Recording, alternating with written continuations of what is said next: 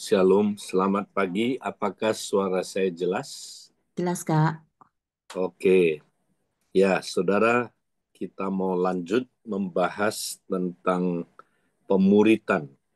Nah, saudara, kalau kita baca kitab Kolose, kita akan melihat gambar besar dari pemuritan.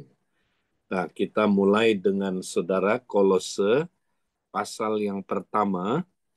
Kalau kita baca Kolose pasal pertama, ayat yang ke-28 sampai 29, ini adalah peranan Rasul Paulus sebagai seorang pemurid, ya. Rasul Paulus kita tahu dia sudah dipanggil menjadi murid Kristus. Itu sebabnya dia terpanggil untuk memuridkan orang lain. Ya, kita tahu dia dipanggil sebagai murid Kristus ketika dia berjumpa dengan Kristus di jalan menuju Damsyik. Ya, nah kemudian dia menceritakan, saudara, apa peranan seorang pemurid. Ya, nah kita bisa melihat, saudara, di dalam Kolose 1 ayat 28 sampai 29. Dialah yang kami beritakan apabila tiap-tiap orang kami nasihati dan tiap-tiap orang kami ajari dalam segala hikmat untuk memimpin tiap-tiap orang kepada kesempurnaan dalam Kristus. Itulah yang kuusahakan dan kupergumulkan dengan segala tenaga sesuai dengan kuasanya yang bekerja dengan kuat di dalam aku. Nah, jadi Paulus memberikan kita, saudara, prinsip, ya, apa itu pemuritan.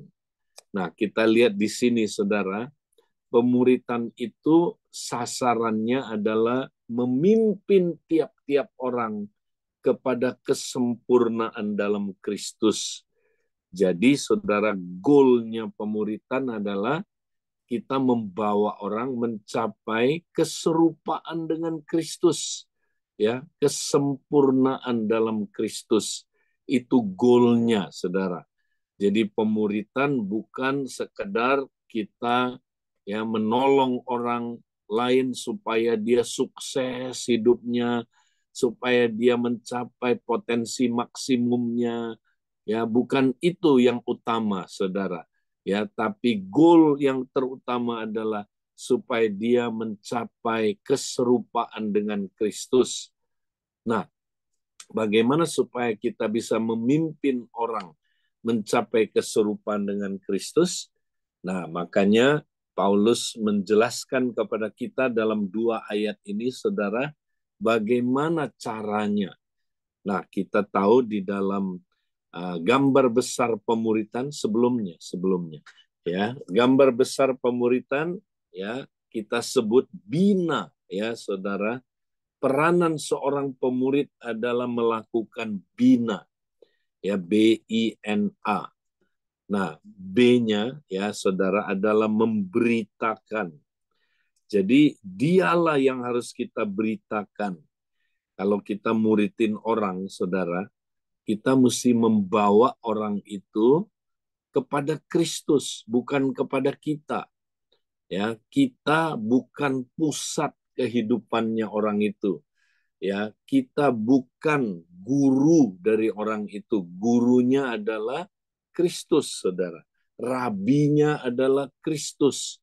Ya, jadi kita bawa orang itu supaya dia, ya, berfokus kepada Kristus, gurunya dia. Ya, dia adalah pemagangnya Kristus. Ya, jadi saya juga pemagangnya Kristus. Jadi ini jangan lupa, saudara. Kalau kita bawa orang kepada kita, nah itu udah salah. Kalau kita bawa orang kepada kita supaya kita yang jadi pusat kehidupan orang itu, kita menggantikan Kristus. Ini bahaya, saudara. Makanya banyak pemuritan controlling, karena kita yang jadi pusat hidup orang itu. Tidak boleh, saudara. Kristuslah yang harus jadi pusat kehidupan orang itu. Yaitu B, yang jadi langkah pertama, ya, yang kita bisa lakukan adalah memberitakan Kristus. Kedua, Ya, I-nya ini menasihati ya. Jadi kita harus menasehati orang ya saudara. Nah, kata menasehati orang itu dalam bahasa aslinya kata menasehati adalah saudara ya menegur dengan lemah lembut. Jadi bukan menegur dengan keras tapi dengan lemah lembut ya. Nah, itulah arti kata menasehati. Nah, artinya saudara dalam pemuritan kita bukan memberi nasihat-nasihat satu arah. Ya, bukan, oh nggak boleh begini, kamu harus begitu, kamu harus begini. Bukan. Ya, tapi kata menasehati itu lebih tepat diterjemahkan mengkonsel, ya, mengcounseling orang. Ya, jadi kita arahkan orang dengan mengkonseling dia. Ya, jadi membimbing dia, menuntun dia supaya dia bisa mencapai keserupaan dengan Kristus. Ya, jadi bukan kasih nasihat-nasihat satu arah, bukan. Tapi kita memimpin dia sampai dia menemukan sendiri. Oh, begini caranya saya bisa mencapai keserupaan dengan Kristus. Ya, itulah arti kata menasehati. Ya, kalau kita menggunakan sistem skor, ya kita ya kasih dia lihat dulu dengan pertanyaan-pertanyaan apa ya yang dia mau capai. Ya, itulah saudara sasarannya. Kemudian kondisi dia sekarang seperti apa, itu K-nya saudara. Kemudian opsi-opsi apa yang dia bisa ambil untuk mencapai sasaran itu. Kemudian R-nya adalah rencana apa saudara yang dia harus lakukan. Ya, nah jadi saudara kita membimbing orang, menasehati itu artinya mengkonsel, ya melakukan counseling. Ya, nah kemudian saudara dia bilang dan tiap-tiap orang kami ajari dengan segala hikmat. Ya, jadi ini yang ketiga ya, mengajar. Ya, kita mesti mengajar dia apa, Saudara? Ya, dengan segala hikmat supaya dia menemukan cara mempraktekkannya. Ya, jadi inilah kata ajar. Ya, ajarlah mereka melakukan segala sesuatu yang aku perintahkan. Jadi mengajar di sini bukan hanya mengajar sampai dia tahu, tapi mengajar sampai dia melakukan, saudara. Makanya harus dengan segala hikmat, ya hikmat. Kalau nggak dapat hikmat, dia nggak tahu bagaimana mengaplikasikan kebenaran. Karena hikmat adalah ya kemampuan untuk mengaplikasikan kebenaran, ya. Jadi itu yang kita mesti bawa dia. Dan untuk memimpin tiap-tiap orang ya kepada kesempurnaan dalam Kristus. Nah, jadi kita bukan ya memaksa orang, kita bukan ya menyihir orang, kita bukan mempengaruhi orang dengan kuasa apa itu manipulasi, bukan. Kita memimpin tiap-tiap orang kepada kesempurnaan. Nah, kata memimpin ini menunjukkan kita berjalan di depan. Ya, jadi kita duluan dari orang itu. Kita memberi contoh ya dengan teladan kita. Ya, kita melakukannya sehingga orang itu ngikut, Saudara. Ikut teladan kita. Ya. Nah, itulah saudaraku pemuritan. Jadi Paulus lagi bahas soal pemuritan dalam Kolose, ya, baik pasal 1 sampai nanti pasal terakhir. Ya, nah ini pasal 1 adalah peranan pemuridnya, ya, orang yang ya disciple maker, ya. Jadi kita sebagai pemurid inilah peranannya, bina, beritakan dia, nasihati, yang ngajar dan arahkan atau pimpin ya orang itu. Nah, ini bagian pemurid. Nah, sekarang apa bagian murid Kristus? Ya, pasal 2, Saudara. Mari kita lihat pasal 2. Ya, Kolose pasal yang kedua. Next. Kita mau lihat dalam bahasa Indonesia TB dulu, terjemahan TB. Kolose 1 ayat 2 sampai ayat yang ke ya, pasal 2 ayat 6 sampai ayat yang ke-7. Kamu telah menerima Kristus Yesus Tuhan kita.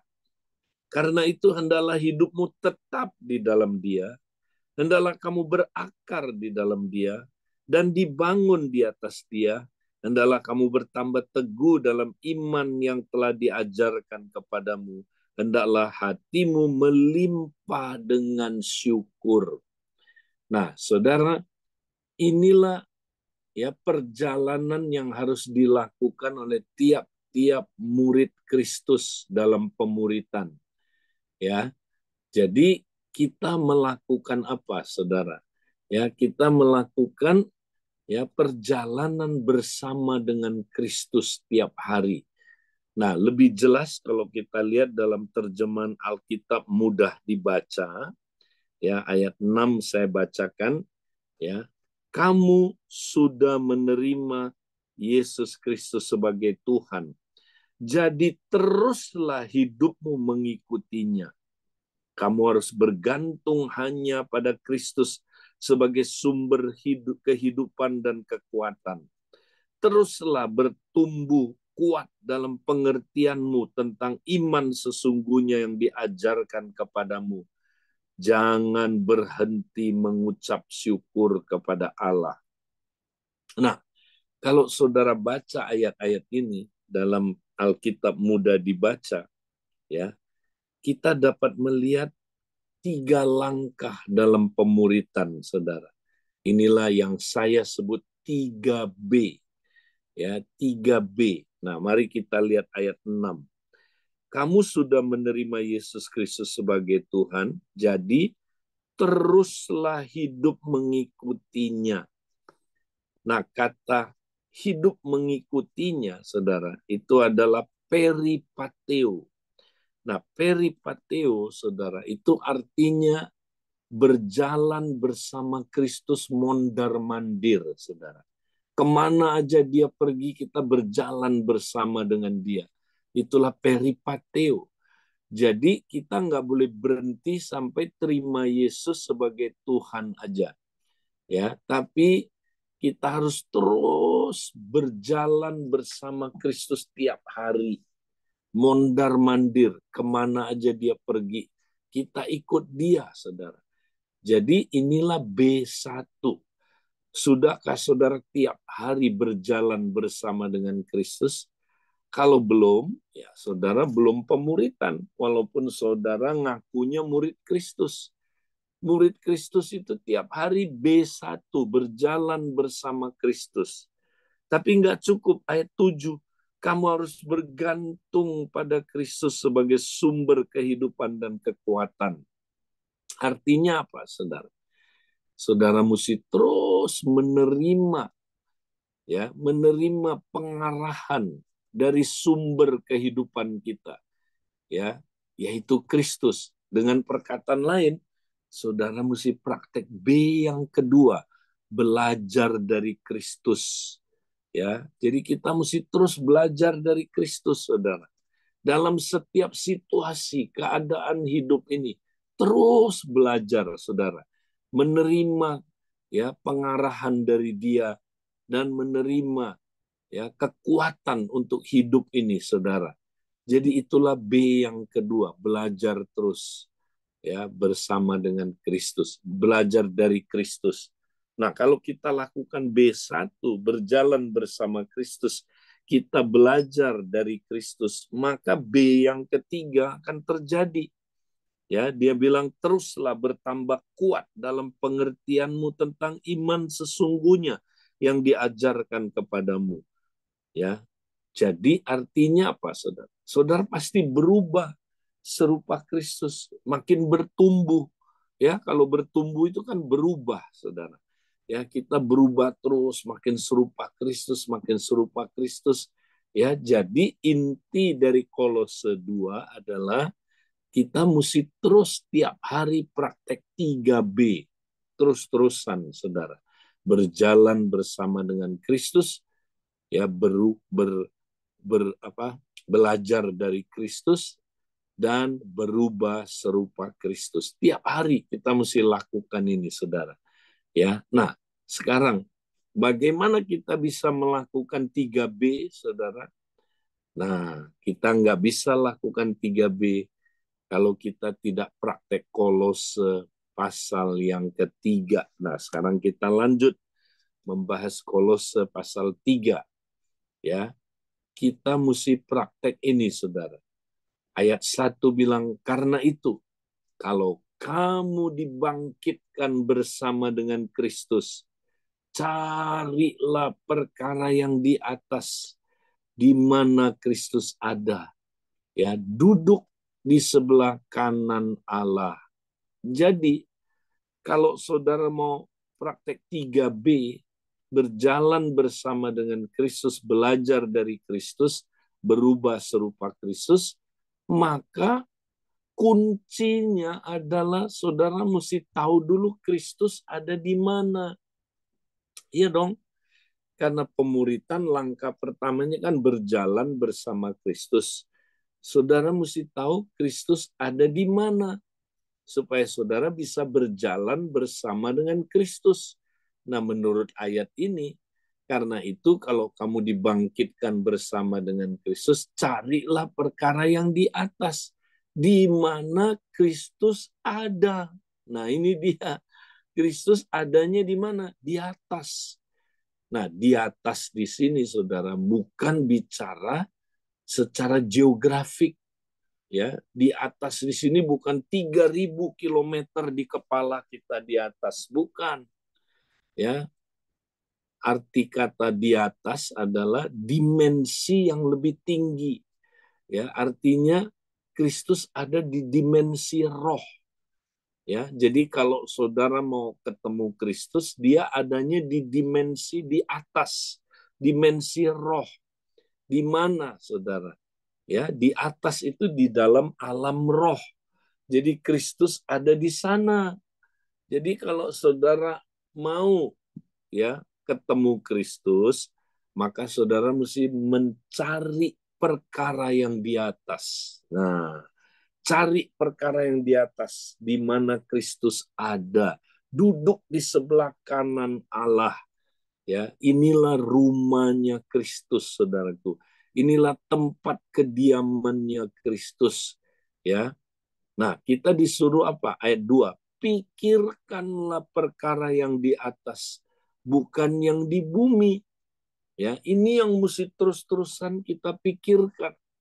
Ya, ini yang terus-terusan kita mesti, saudaraku, fokus, yaitu hadirat Allah. Ya, inilah hadirat Allah. Perkara yang di atas itu ya tempat kediamannya Allah. Ya, kita mesti terus berpikir tentang ya dimensi roh ini, saudara. Kita ada di situ. Sebab kamu telah mati. Wow, kamu itu sudah mati. Dan hidupmu tersembunyi bersama dengan Kristus di dalam Allah. Ya, nah sampai di sini dulu, saudara. Ini penting. Ini yang kita mesti terus fokus, perkara yang di atas. Ya, jadi apa artinya pikirkan perkara yang di atas, saudara? Nah, maksudnya gini, pikirkan bahwa hidup saudara adanya di situ, ya di alam roh itu. Karena hidupmu tersembunyi bersama dengan Kristus di dalam Allah. Ya, karena hidup saudara ada di situ bersama Kristus. Nah, hidup saudara itu katanya hidup yang telah mati. Ya, hidup yang telah mati artinya saudara udah mati terhadap hidup lama. Ya, sekarang hidup saudara baru, hidup yang baru. Hidup yang serupa Kristus, hidup yang diberkati, hidup yang saudaraku luar biasa, ya.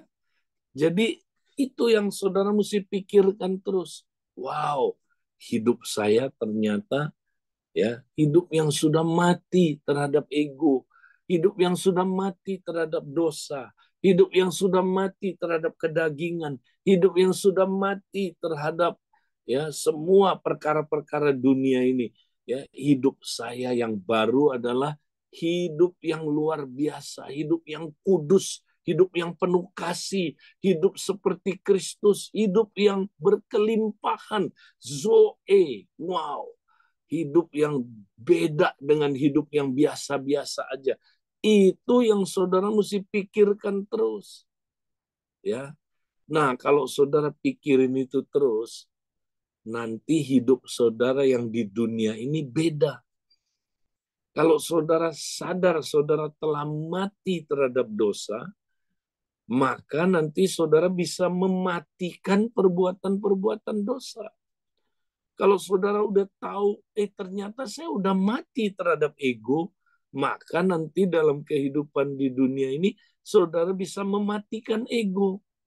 Kalau saudara tahu hidup saudara udah mati terhadap kedagingan, saudara bisa mematikan perbuatan-perbuatan daging.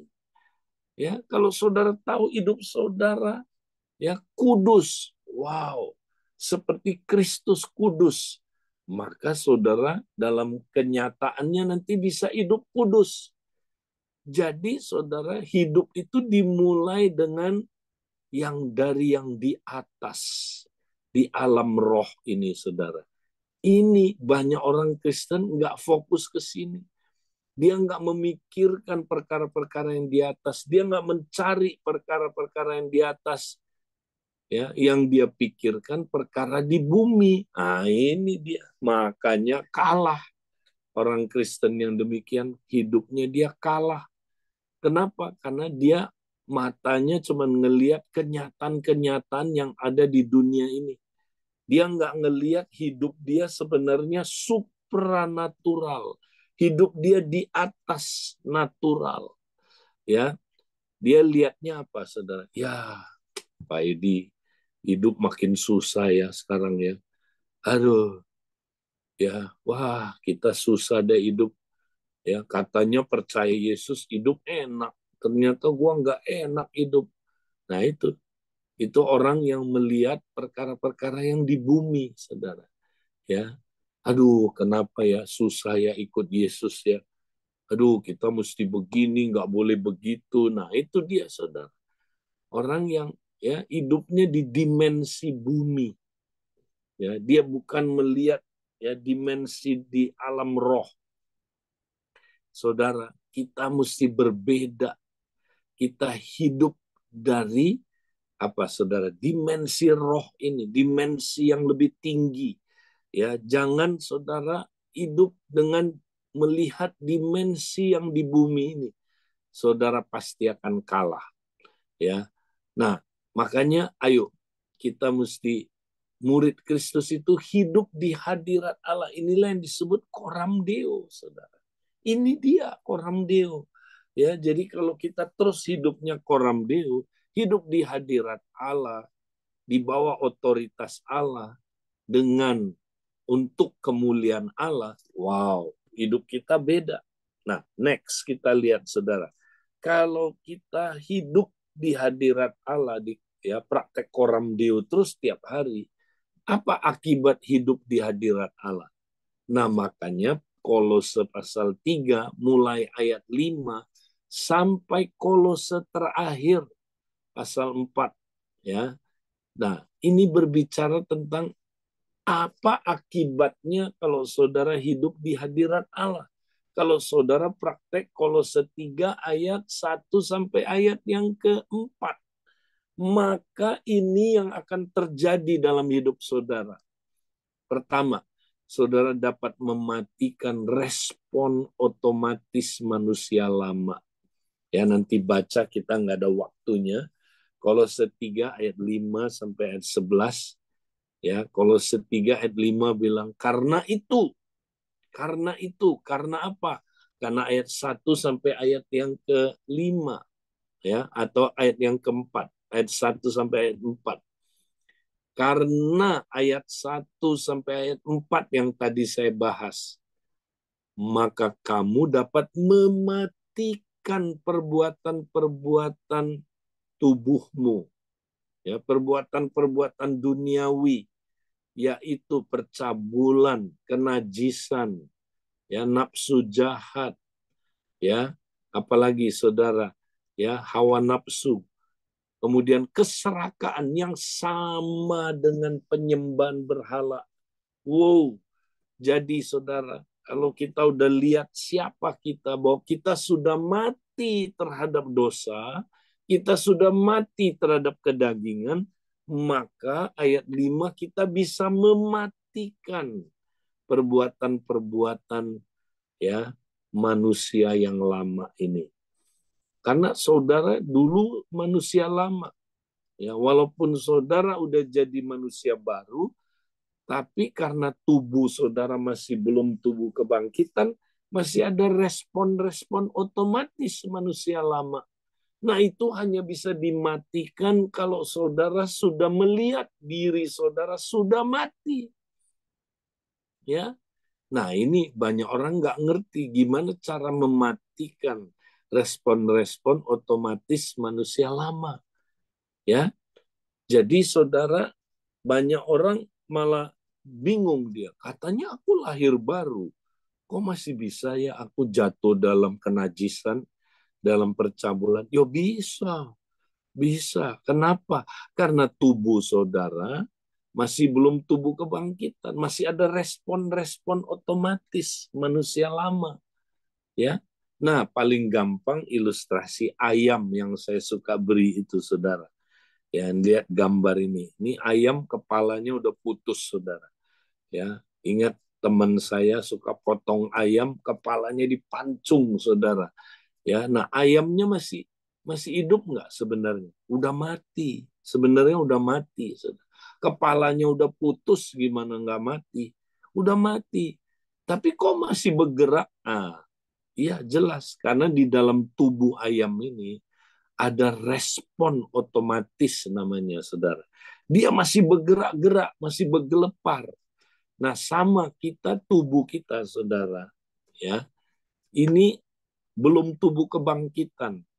Ini masih tubuh yang lama, ya. Dulu kita manusia lama, saudara. Kepala kita itu Adam, ya. Kita dikuasai oleh dosa dari Adam, ya, dosa asal ini, saudara, menguasai tubuh kita. Makanya tubuh kita udah dikuasai, ya, udah kebiasaan berbuat dosa.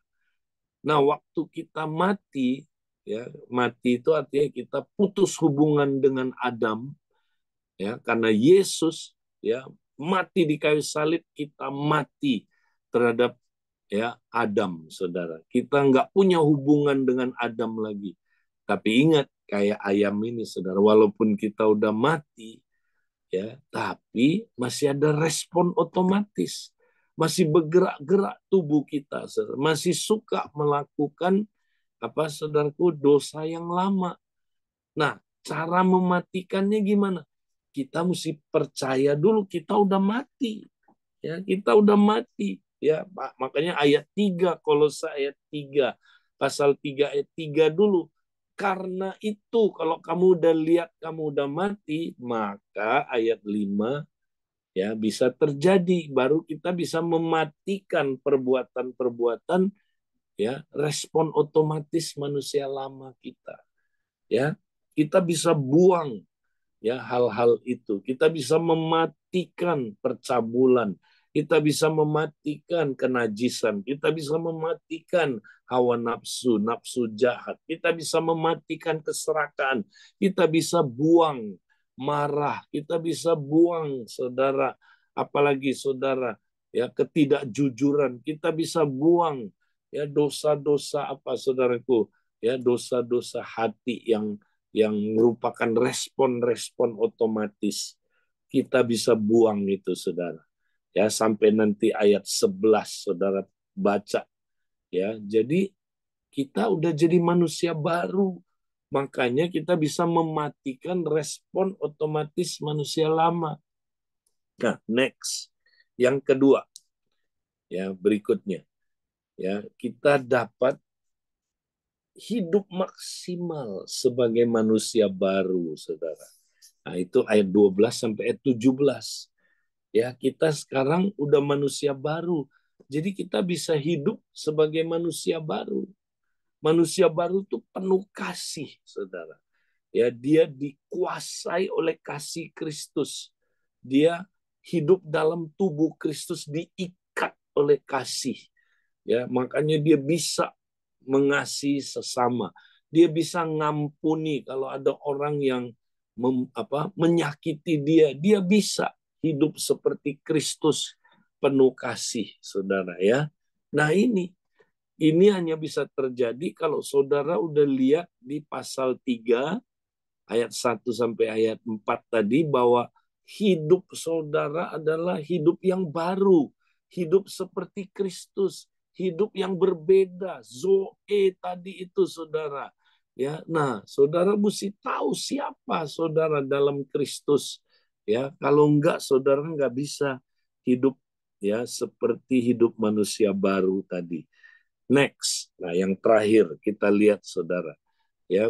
Jadi kita dapat hidup maksimal sebagai manusia baru di mana aja, ya. Nah, lalu dia membahas dalam pernikahan, ya. Kita bisa jadi suami yang berfungsi dengan baik, istri yang berfungsi sebagai baik.